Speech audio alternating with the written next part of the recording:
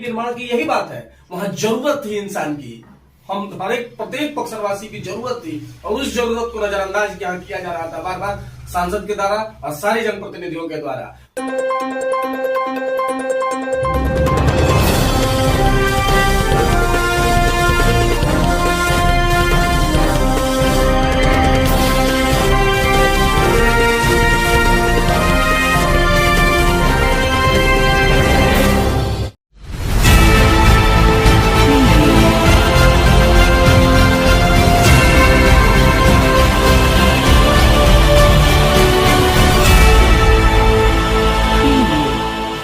नमस्कार, मैं प्रियांशु, आप देख रहे हैं विभाग मीडिया।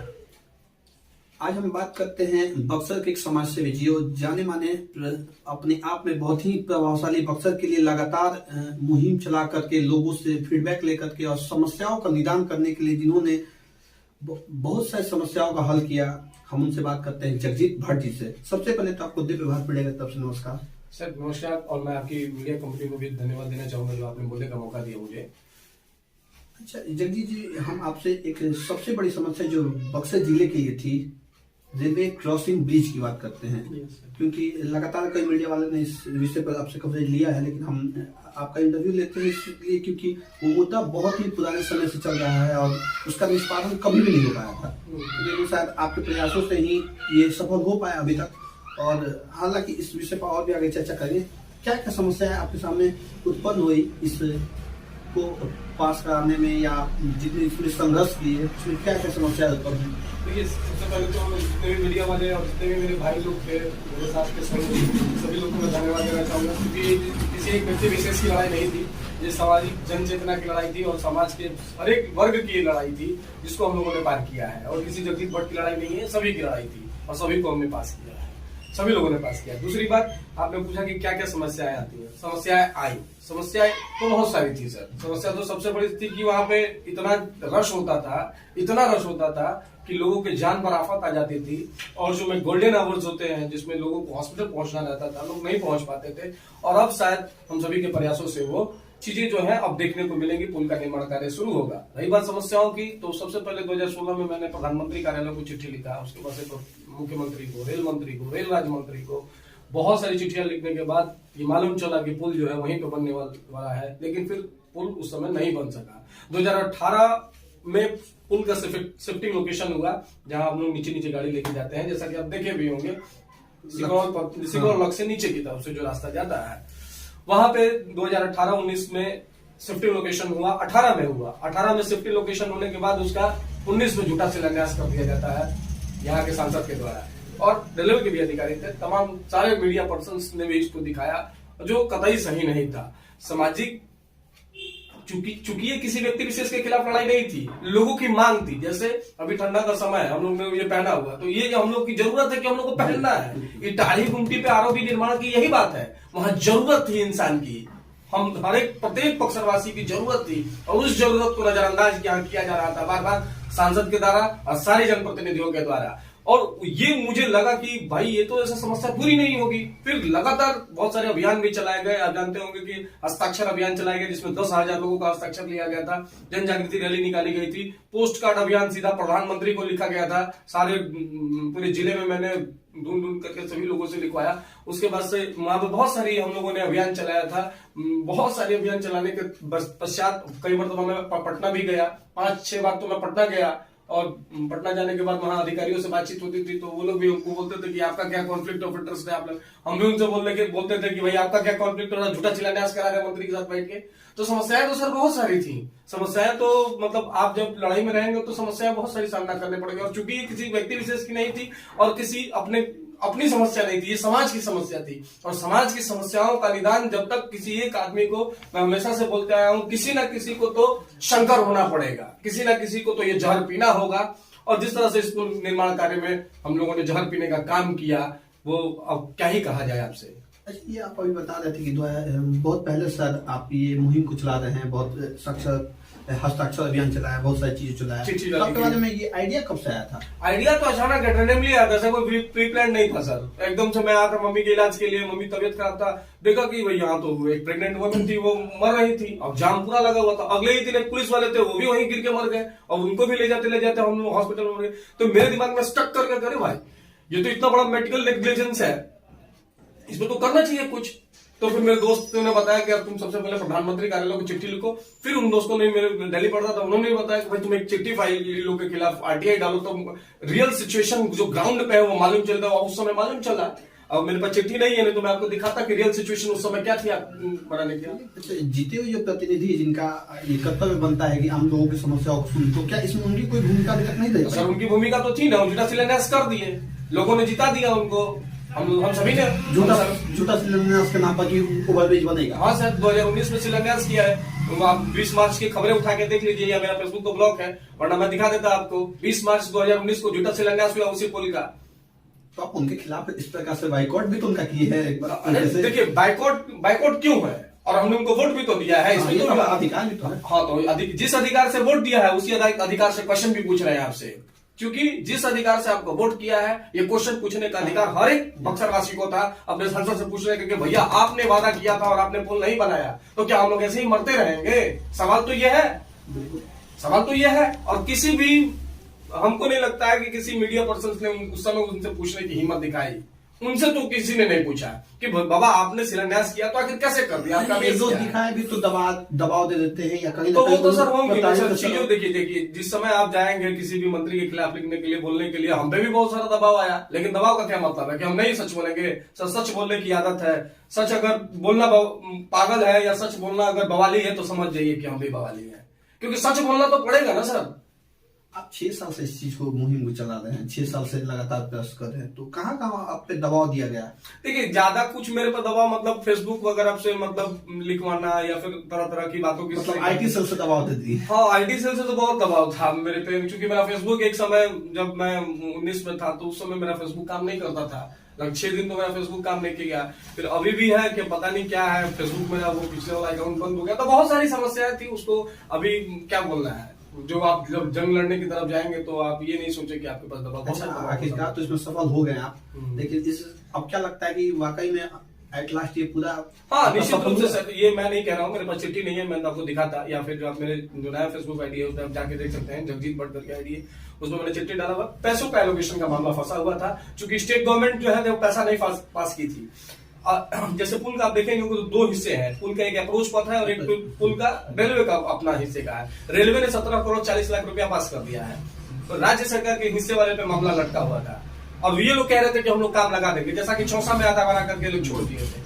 तो मेरा यही कहना था कि आप पुल बनाइए तो पूरा का पूरा बनाइए, जैसे चारों तरफ पुल बना, जैसे भैया में, आरा में, कुल्हड़िया में, नेवरा में, बेटा में, चारों तरफ पुल बना, तो एक आधा पुल उठा, आधा नहीं बना तो पूरा पुल बन गया। मेरा भी यही क्वेश्चन था कि पुल बने तो पूरा का पूरा पुल बने, कि नहीं आधा बना के छोड़ दे, आधा वो बनाएगा तो आधा ही बनाएगी। नहीं, माई क्वेश्चन इज दैट कि पुल पूरा आप लोग बनाए। उसी की लड़ाई चल रही थी, और कंट्रोडिक्शन तो यही था कि 2020 में उन्होंने पैसा पास कर दिया था रेलवे ने, और 21 आते तक ये पैसा नहीं प्राप्त हुआ, लेकिन इसके बहुत सारे रिहर्सल करने के बाद अब आया है कि पुल का जो पैसा है 30 करोड़ रुपया, लगभग 47 करोड़ में ये पुल बनने जा रहा है। राज्य सरकार अपने हिस्से का पुल बनाएगी, पुल निगम बनाएगी, रेलवे अपने हिस्से का पुल निगम कह रहे हैं, रेलवे अपने हिस्से का पुल बनाने का काम शायद लग भी गया। रेलवे की टेक्निकल टीम आई भी है, वो सर्वे का काम कर भी रही है, और 15 तारीख जैसा की बात हुई है अधिकारियों से, उन्होंने बोला कि 15 तारीख को हम आएंगे तो आपसे मुलाकात भी करेंगे।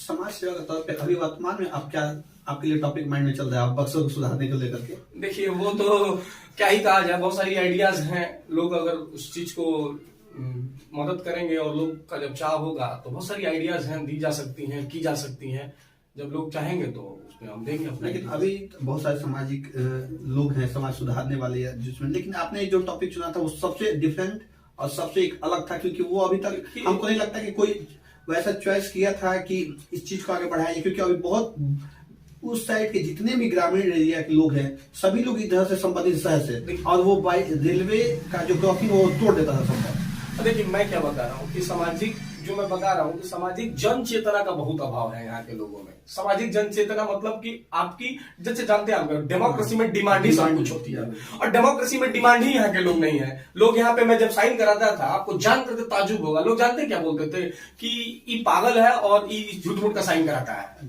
साइन कराने से कहीं पुल बनता है और हम नहीं करेंगे साइन। लोग ये कहते थे कि हम साइन नहीं करेंगे, हम ऐसे ही जाम में रहेंगे। इसका मतलब क्या हुआ? इसका मतलब ये हुआ कि यहाँ के लोगों में जो है सामाजिक जन चेतना का अभाव है, जागरूकता की कमी। हाँ, जागरूकता। वो कैसे होगा? वो आप एजुकेशन पे जब काम करेंगे, तो यहाँ पे कोई भी समाज सेवी है वो जड़ों पे वार नहीं करना चाहता है, वो बस ऊपर से अपना दिखावटी करना चाहता है। मैं किसी का नाम नहीं लेना चाहता हूं, वो दिखावटी करना, दिखावटी से समाज में परिवर्तन नहीं आने वाला है भाई साहब। आपको जड़ों पे काम करना होगा। बिहार को सुधारना चाहते हैं, नॉट फॉर ओनली बक्सर, आप पूरे बिहार की बात कर लीजिए, आप देख लीजिए कि शिक्षा में क्या व्यवस्था है हम लोगों का, और हम लोग, हमारी व्यवस्था है तभी ठीक होंगी जब हम लोग यहाँ शिक्षा पे काम शिक्षा में हमारा दिल्ली के बाद दूसरा बजट हमारा है, तो ठीक है।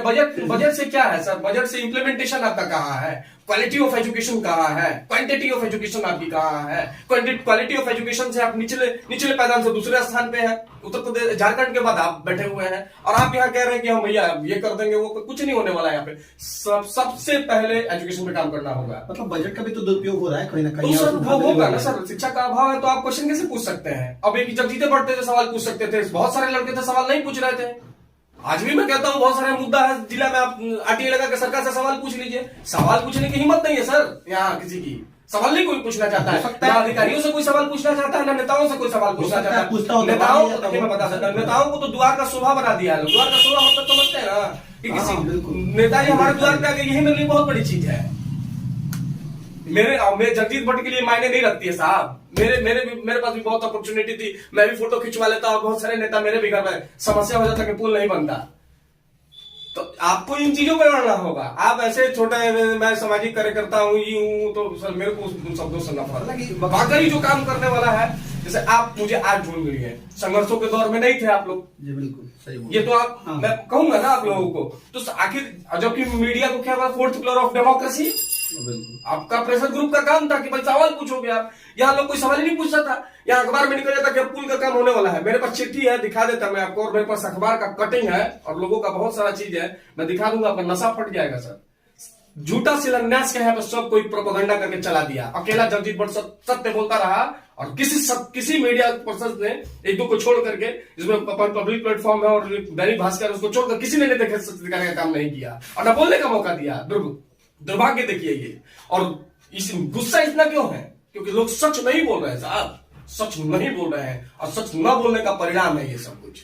मतलब फ्रीडम ऑफ स्पीच जो फंडामेंटल राइट्स है, उसका पूरा आपने उपयोग किया है। हाँ तो सर मैं एडवोकेट हूँ, मैं तो बोलूंगा ही सर। आपको किसी को दुख लगे मैं तो बोलूंगा। एक अधिवक्ता नहीं बोलेगा समाज में तो कौन बोलेगा? मैं आपसे क्वेश्चन करना चाहता हूँ, जब समाज में आप किससे उम्मीद रखते हैं सर?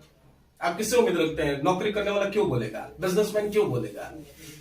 आप इंटायर इंडिया की हिस्ट्री उठा के देख लीजिए, जब बोला तो एडवोकेट बोला। सरदार पटेल से लेकर के, राजेंद्र प्रसाद से लेकर के, गांधी जी से लेकर किसी एक ऐसे व्यक्ति में, इन सभी फ्रीडम फाइटर्स आप प्रभावित हैं कहीं ना कहीं? अरे सर मैं तो बिल्कुल प्रभावित हूँ। मैं अपने गांधी जी से बहुत प्रभावित हूँ, मैं सरदार भगत सिंह जी से बहुत प्रभावित हूँ, बहुत सरदार पटेल। क्योंकि देखिए, किसी भी समाज में परिवर्तन लाना होगा तो सबसे पहले आपको उन चीजों से लड़ना होगा, व्यवस्थाओं से लड़ना होगा। भगत सिंह कह के गए थे ना कि हम जो है गोरे चले जाएंगे, भूरे चले जाएंगे, गोरे चले जाएंगे। वो चीजें आज हो गई। कोई लड़ना चाहता है सर समाज में असली के लिए? नहीं लड़ना चाहता है सर, कोई क्वेश्चन नहीं पूछना चाहता है। अच्छा, आप इन चीजों को देख रहे हैं। बेसिक चीजें बताते कि शिक्षा का बहुत बड़ा अभाव, बड़े पैमाने पर। हाँ। तो आपको क्या लग रहा है कि आप शिक्षा के लिए इस बार मुहिम चलाएंगे? नहीं, शिक्षा के लिए मैं नहीं चलाऊंगा, इन द सेंस कि अगर अपॉर्चुनिटी उस तरीके से जब यहाँ के लोग मुझे देंगे तो फिर वहां जाकर के चेंजेस किए जा सकते हैं शिक्षा के लिए। वरना बाहर से मुहिम कुछ चलाने से कुछ बेनिफिट होगा भी नहीं। ऐसे मैं 10 लोगों को पढ़ाऊं, इससे कुछ नहीं होने वाला है। उसके लिए आप मेरे पास है, जब विश्व चाहेंगे, जब जनता यहाँ की चाहेगी तो उसका होगा। हम सुन रहे थे जगजीत भट्ट जी को, जो अपने बता रहे हैं कि अधिवक्ता के तौर पे जो भी रोल प्ले करना चाहिए समाज को सुधारने के लिए, वो सभी प्रकार के किए इन्होंने। हालांकि फंडामेंटल राइट्स का जो फ्रीडम ऑफ स्पीच है, उसकी भरपूर फायदा उठाया है। और लोगों से आप क्या अपील करना चाहते हैं? जिन्हें बक्सर के लोगों में जो जागरूकता की कमी, अभी आप उस चीज को मेंशन कर रहे थे। हाँ, मैं जरूर आपके माध्यम से, और हमेशा मैंने अपील किया है कि आप लोग अपने जो आपके मूल राइट एंड लायबिलिटीज हैं, उस पर जो है आप लोग से हाथ जोड़कर मेरा प्रेयर है कि आप लोग उस पर बात करिए। वो इसीलिए चुने गए हैं नेता कि आप उनसे अपनी मांगों को रखेंगे, इसीलिए अधिकारियों को बैठाया गया है कि आप उनसे अपनी बात जाकर के कहेंगे। लेकिन अगर नहीं कहेंगे तो फिर सर कैसे होगा? लेकिन प्रतिनिधि तो सोशल मीडिया बहुत ज्यादा एक्टिव रह रहे हैं। देखिए सर, सोशल मीडिया का भी अब मैं क्या ही, आप मेरे को इंजेक्शन मार रहे हैं कि आप और कुछ बोले, मैं उसमें जाऊंगा नहीं। मैं बस यही कहना चाहता हूँ कि लोग अपने डिमांड को मांगे अपने नेता से, और वो खैरात में सर नहीं देंगे। कोई खैरात में देंगे? हम लोग टैक्स पेयर करते हैं, उस टैक्स से सारे लोगों को जो है पैसा मिलता है, और उसी टैक्स से हम लोगों पे ये लोग शासन कर रहे हैं। तो सवाल यही मैं बार बार कह रहा हूं कि कोई खैरात में नहीं, बक्सर में पुल बन जाए, कोई खैरात में नहीं दे देगा। टैक्स पेयर किया सर, जाम में मरते हैं, और सुप्रीम कोर्ट ये कहती है कि किसी को जाम में नहीं रखेंगे, जाम में रखे हुए हैं। तो बहुत सारे क्वेश्चन है। यहाँ के लोगों को सोचना होगा कि हमें कैसा प्रतिनिधि चाहिए, हमें कैसे लोगों को चयन करना है। जनता सोचे, जनता सोची है भाई, जिस झूठा शिलान्यास कर दिया, अब जनता सोचे भाई कैसे प्रतिनिधि हमको चाहिए। काम करते जिस पे फेमस है पॉलिटिक्स में कोई नहीं, तो मैं इस क्वेश्चन में नहीं जाना चाहता हूँ। आप ठीक है, आप मीडिया वाले, आप किसी में दीजिए, वो मैं नहीं जाऊंगा। धन्यवाद। इसके साथ आप सुने थे जगजीत भट्ट जी को, जो अपने सिलसिलेवार तरीके से उस टॉपिक को कवर किया, कि बताया कि किस प्रकार से उन्होंने एक समाज में, बक्सर जिले में सामाजिक सुधार के तौर पे एक पुल का निर्माण है, जो भी छोटी छोटी चीजें उनको लोगों के सामने रखा है और बड़े पैमाने पर इस पर काम किया है। इसी के साथ आप देख रहे हैं दिव्य भारत मीडिया और मैं प्रियांशु।